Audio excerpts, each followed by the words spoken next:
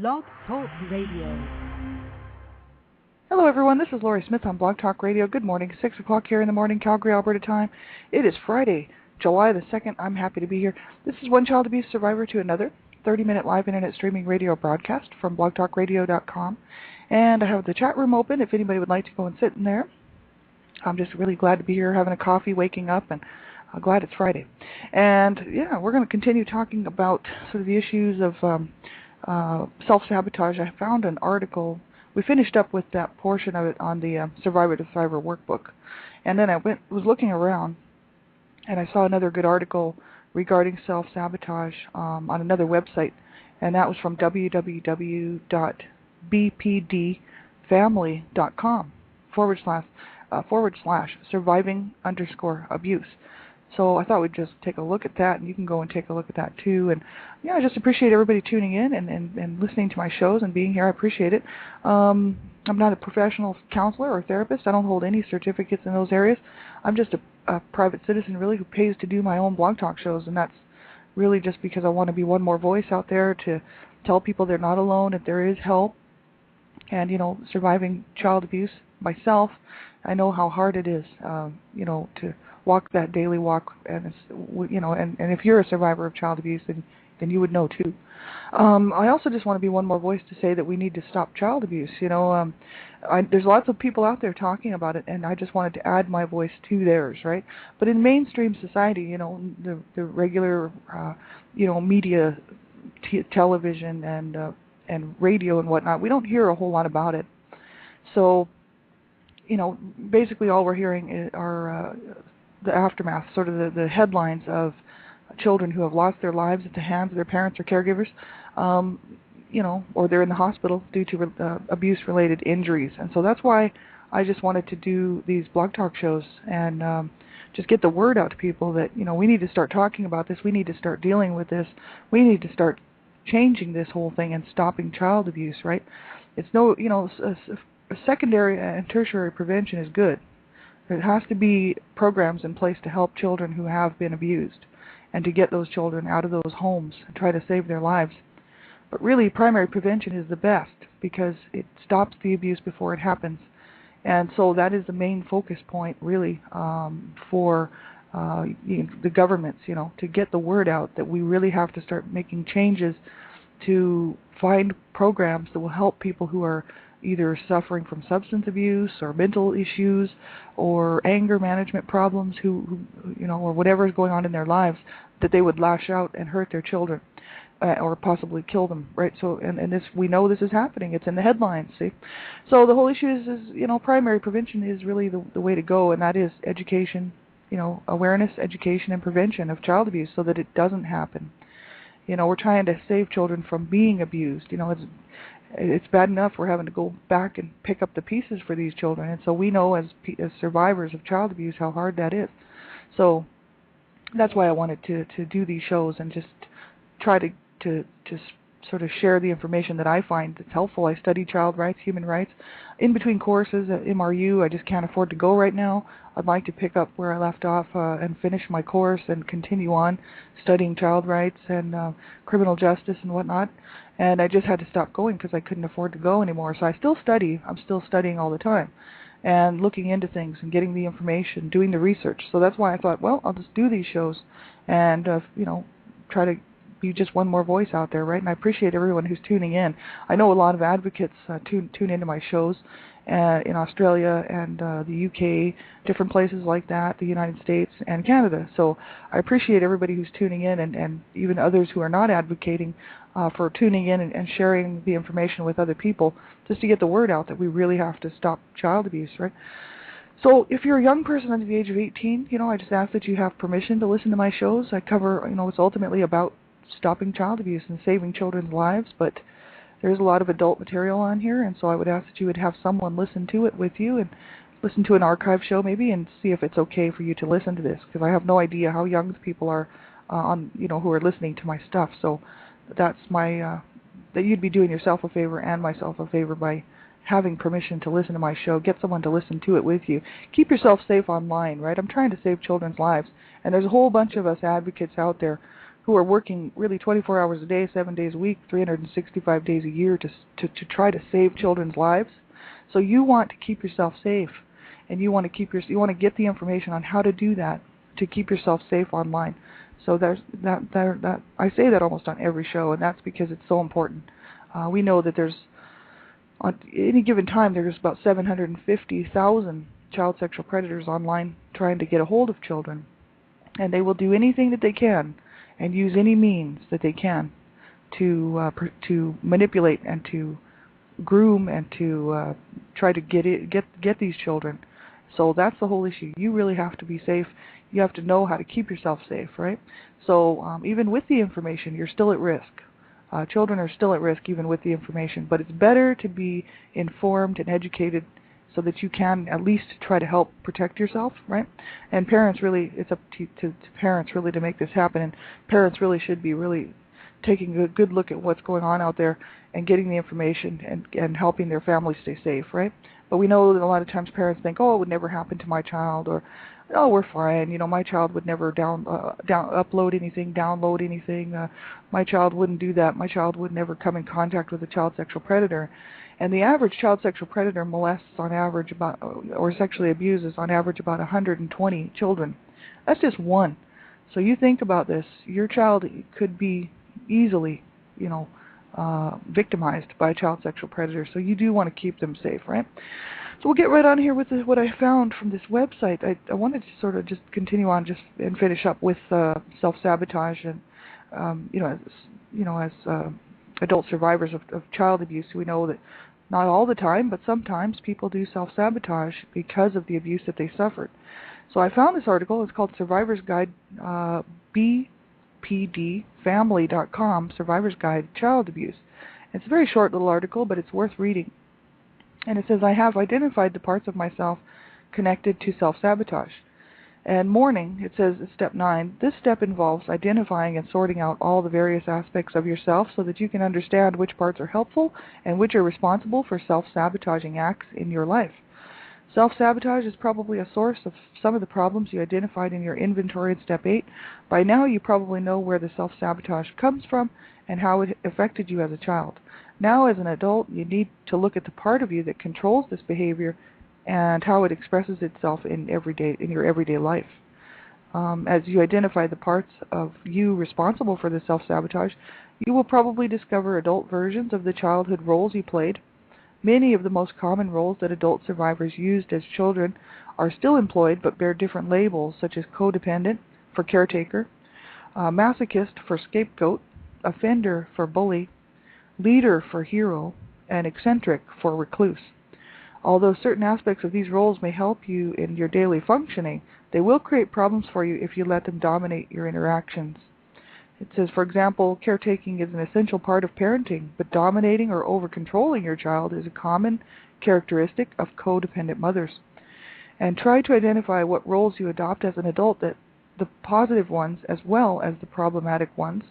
And learning to strengthen the healthy aspects of yourself while controlling the less helpful ones will be a major task in mourning and healing.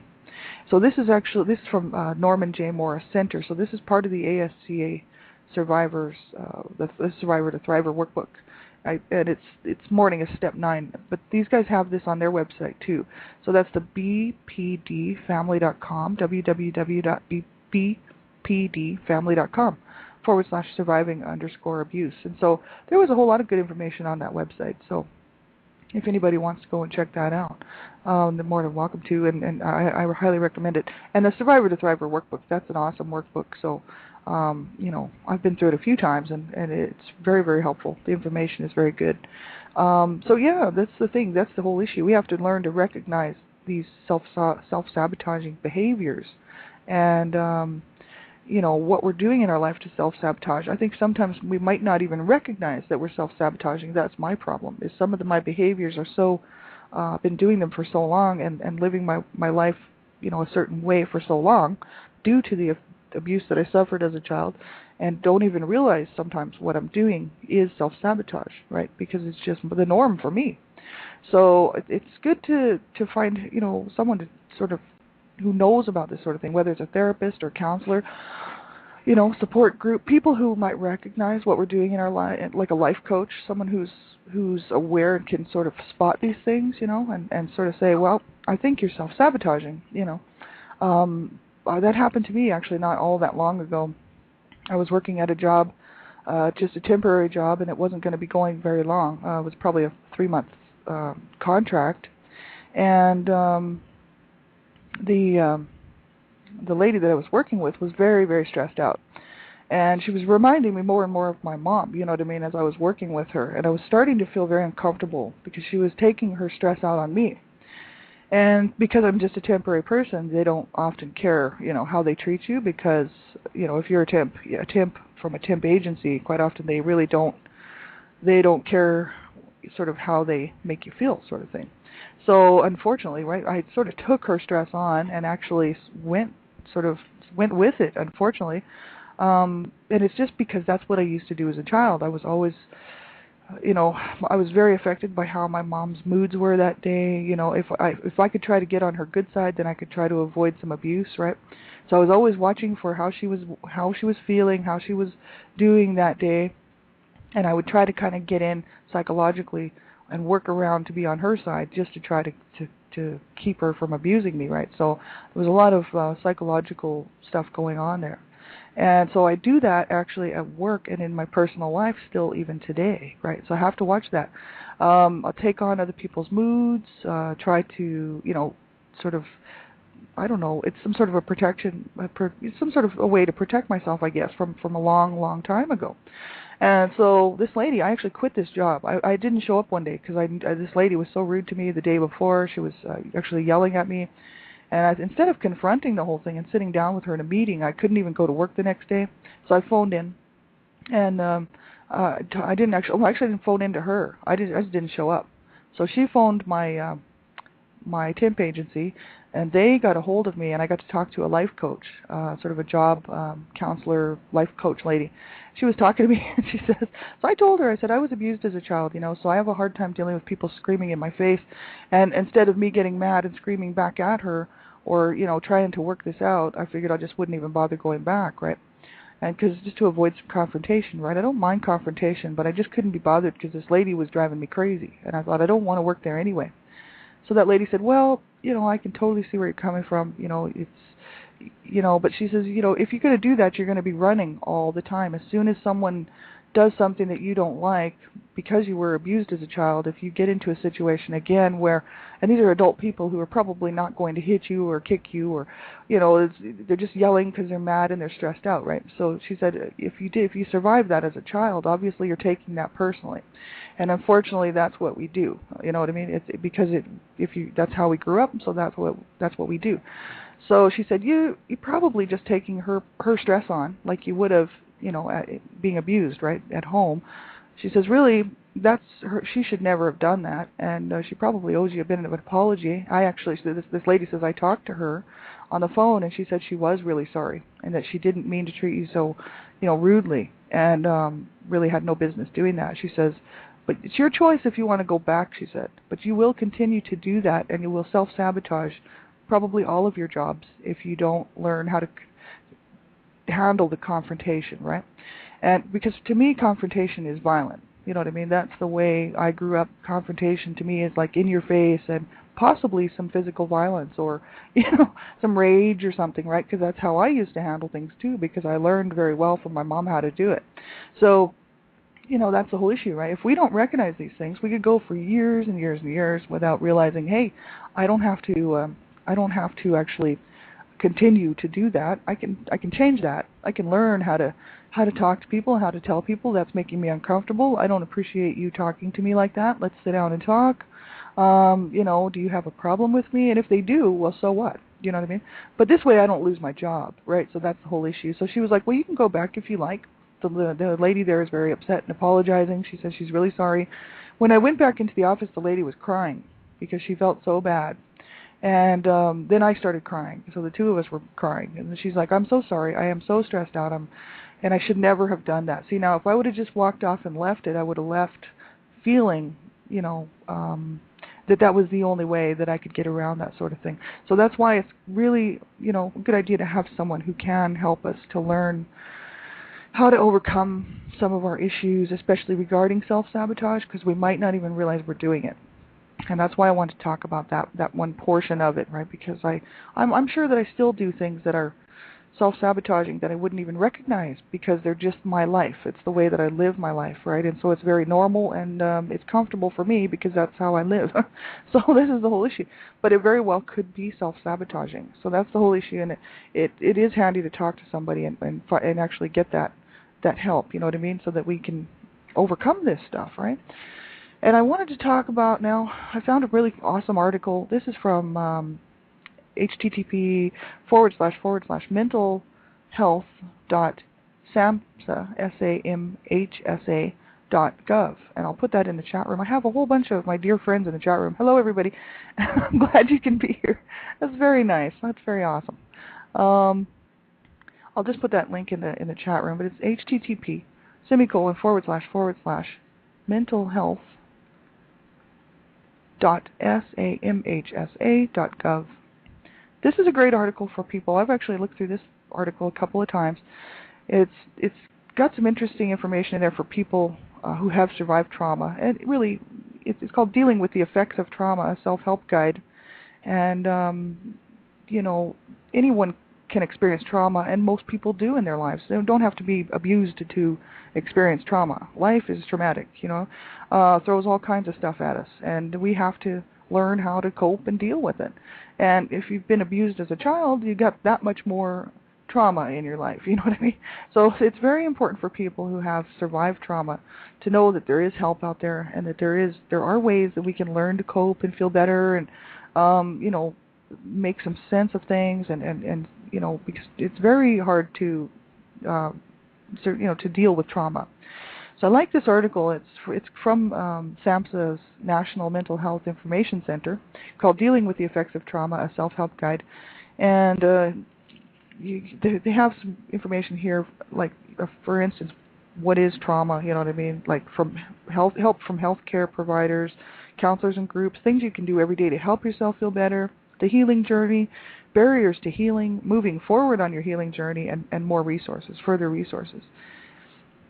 And they say, this is a serious issue. This booklet is just an introduction, a starting point that may give you the courage to take action. It is not meant to be a treatment program, and the ideas and strategies are not intended to replace treatment you are currently receiving. So this is their introduction. They said, you may have had one or many very upsetting, frightening, or traumatic things happen to you in your life, or that threatened or hurt something you love, even your community. When these kinds of things happen, you may not get over them quickly. In fact, you may feel the effects of these traumas for many years, even for the rest of your life. Sometimes you don't even notice effects right after the trauma happens, and years later, you may begin having thoughts, nightmares, and other disturbing symptoms. You may develop these symptoms and not even remember the traumatic thing or things that once happened to you. For many years, the traumatic things that happened to people were overlooked as possible cause of frightening, distressing, and sometimes disabling emotional symptoms such as depression, anxiety, phobias, delusions, flashbacks, and being out of touch with reality.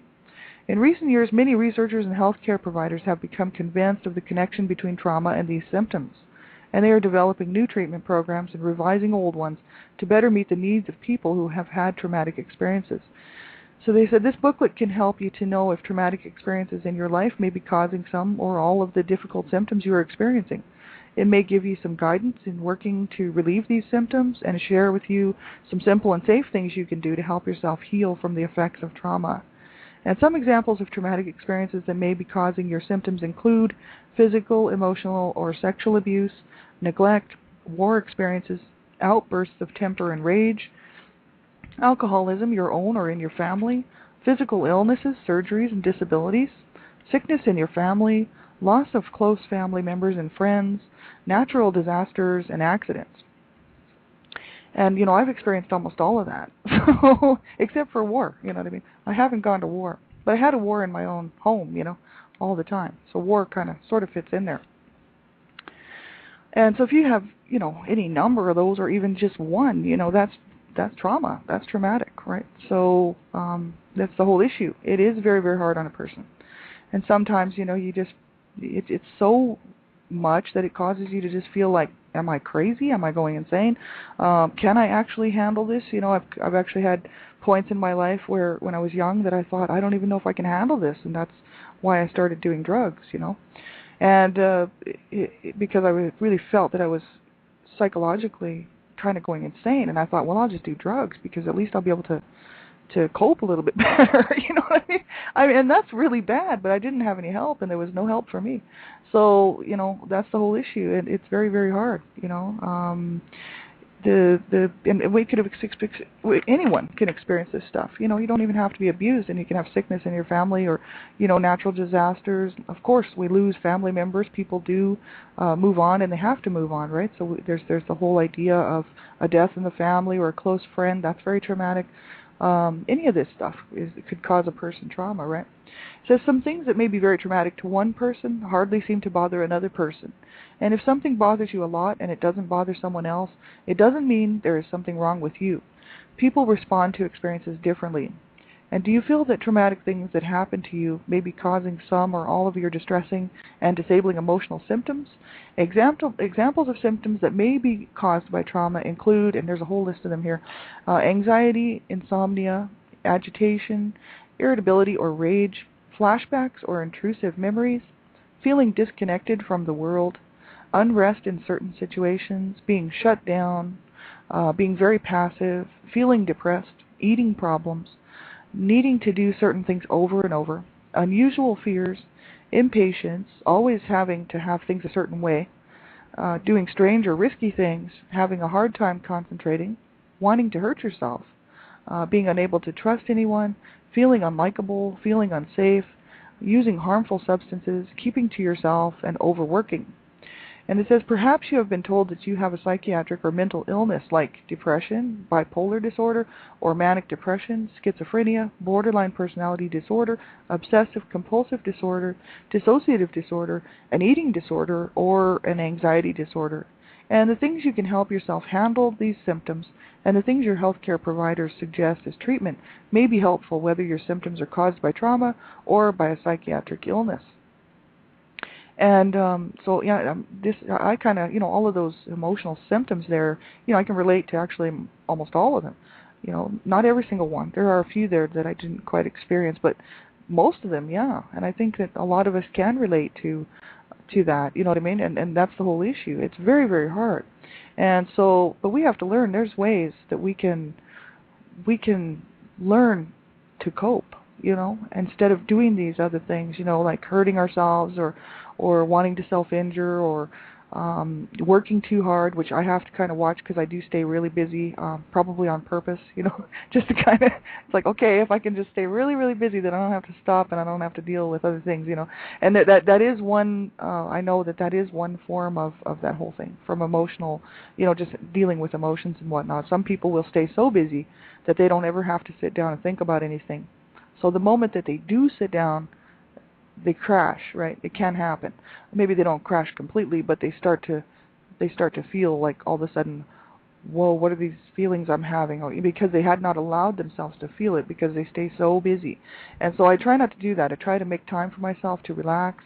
I try to, sometimes when I feel just too many days gone by and I haven't made any time to sit back and just breathe, and just say, okay, I'm just going to sit back and breathe and listen to something on CD and listen to some music and have a coffee or something, just relax, right? It's very important to allow ourselves to do these things, because, we just, it's a steady walk, this journey to healing, right? Yeah, and like, someone said in the chat room here, my good friend, it's okay to feel, right? I mean, and that is the truth. And actually, we need to be able to feel what's going on inside of us. That's pretty much what happened to me about 3 years ago, because I was having a real hard time, with what I was dealing with. And all this stuff in my life was kind of just crashing. And then I started to think, oh, I'll just, what's the point? Why am I even here? I'll just self-injure, or I wanted to show people what was going on in my heart. And at that point, I decided I'm going to fight to live, and I'm going to fight to get better and live this life and live and learn how to heal and how to cope, And that allowed me to actually sort of go through some of the stuff that I was feeling, and it allowed me to work through some of it. But before that, I was not allowing myself to feel all that stuff. I just push it back, and because I knew how it was just painful, and we all know what that's like. So very, very hard. It says here, help from healthcare providers, counselors, and groups, you may decide to reach out to healthcare providers for assistance in relieving the effects of trauma. This is a good idea. The effects of trauma, even trauma that happened many years ago, can affect your health. And you may have an illness that needs treatment. In addition, your healthcare provider may suggest that you take medications or certain food supplements to relieve your symptoms. Many people find that getting this kind of healthcare support gives them the relief and energy they need to work on other aspects of healing. To find healthcare providers in your community who have expertise in addressing issues related to trauma, contact your local mental health agency, hospital, or crisis service. And it says if you possibly can, work with a counselor or in a special group designed for people who have been traumatized. A counselor or people leading the program may refer you to a group, and these groups can be very helpful. However, keep in mind that you need to decide for yourself what you are going to do and how and when you are going to do it. You must be in charge of your recovery in every way. And it says wherever you go for help, the program or treatment should include the following, and it's got here empowerment, validation, connection, have hope, take personal responsibility, talk to one or more people about what happened to you, and develop a close relationship with another person.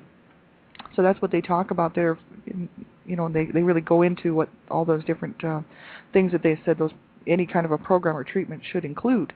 We only got a few minutes left on the show, but this is the whole issue. We have to be responsible for our healing. No one can do it for us. You know what I mean? Like, I always thought that someone could take away my pain, and you know, I used to wonder why. Like, I almost put too much on some of my best friends, and I think that's why I lost them, because I was kind of expecting them and hoping them to be able to take away my pain. You know, and you know, no one can do that for us. Unfortunately, I think they wanted to, and I think they would have if they could. And it's unfortunate that, I have a really awesome quote here. Many of us spend our whole lives running from feelings with the mistaken belief that you just cannot bear the pain. But you have already borne the pain. What you have not done is feel all you are beyond the pain. And that's a quote, from St. Bartholomew, and that's a quote from my friend in Australia, Gypsy Witch. Thanks very much. That is awesome. Yeah, you know, that's the whole thing, right? We have, you know, we can do this, and we have to just remember that we're responsible for our own journey. You know what I mean? Someone else can't do it for us, you know, by proxy, unfortunately. I mean, I used to expect my friends to sort of be able to take away my pain, and I would even tell them a little bit about my past and stuff, and they'd be like, well, I'm so sorry. And they really did feel bad and everything, and then I was just like, well, I wouldn't tell them to their face that I was expecting that, but I was sitting there, you know, at the end of the day thinking, why can't someone do this? Why can't I? You know, I didn't realize that I was going to have to do it. I was, you know what I mean? I was like, how is this ever going to happen? I just couldn't see my way around it, you know what I mean? I was just in this steady torment, you know. And I realized that 3 years ago, I thought, man, no, I'm going to have to do it. I'm going to have to get off the couch and do it myself, you know what I mean? If I want to have a good life and I want to stay alive, first of all, you know, and quit, considering killing myself and self-injuring and stuff like that, I thought, well, this is just ridiculous. That allows my abusers to win. I lose. And, I already lost. So that's the whole issue. Why should we have to lose our whole entire lives because of something that was put on us, you know? And that's why I just keep saying it, you know, every show pretty much, is that people, you know, I hope that you will fight to live and have a good life and fight to have what you deserve, which is peace in your heart and, you know, comforting friends and people around you who will treat you right. And that's what we deserve, right? We really do. And we, you know, if you've been abused as a child or even in a domestic violence situation and whatnot and been treated so badly, you do not deserve to continue on in that. And that's why I'm just out here every day just saying, make sure you get some help. Whatever the help is that helps you, that's what you do. Because everyone's different and we all need different types of help. And what works for me might not work for someone else. And what works for someone else might not work for me. Whatever it is that works for you, that's what we have to do, right? Because we deserve to have a good life and be able to wake up in the morning with joy in our heart and say, you know what, I accept myself, I love myself, and I'm going to have a good life, and I'm just going to move on and, you know, not allow my abusers to win by, you know, destroying me. That was my big thing, you know. And so that's what I hope everybody else will do. Well, that's about it for the show. We have about 30 seconds left. Thanks so much for tuning in, and all my good friends are in the chat room. I really count them my sisters, and I just love them all very much. Yeah, they're all beautiful people. And We'll be back on, let's see, tonight with Donna Shear, 10 o'clock p.m. Eastern Standard Time. That's Dreamcatchers Talk Radio at www.blogtalkradio.com/Dreamcatchers. And then I'll be on my own show afterward, I do believe, at 9:30 Mountain Standard Time, which is a half an hour later after that show. Have a great day, everybody. Take care of yourselves, and I'm sure we'll be seeing you all around again. And just keep reaching out. Keep that hope alive, keep that love going in your heart, and do not allow yourself to be destroyed by this. We deserve better. So make sure you take care of yourselves. Have a great day, everybody. Bye-bye.